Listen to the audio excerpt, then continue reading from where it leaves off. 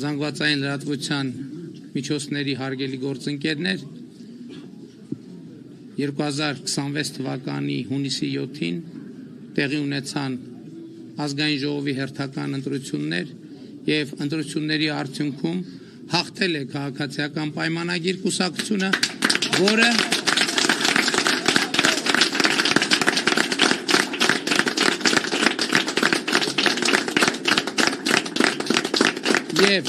եւ քաղաքացիական պայմանագիր կուսակցությունը միանձնյա կձևավորի կառավարություն։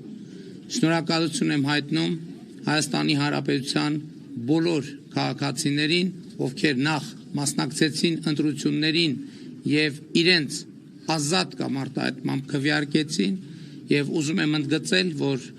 քաղաքացիական պայմանագիր կուսակցությունը 2021 թվականի համեմատ ստացել է Հայաստանի Հանրապետության ավելի մեծ թվով քաղաքացիների ձայնը, ավելի մեծ թվով քաղաքացիների վստահության քվեն։ Սա պարտավորեցնող է եւ նշանակում է, որ Հայաստանի Հանրապետության քաղաքացին տեր է կանգնել պետությանը,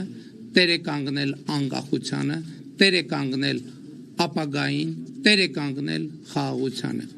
Սա նշանակում է, որ ընտրություններ 2026-ին Հայաստանի Հանրապետության քաղաքացին քվեարկեց 16-ին։ Հայաստանի Հանրապետության սիրելի քաղաքացիներ, սիրում եմ բոլորիդ,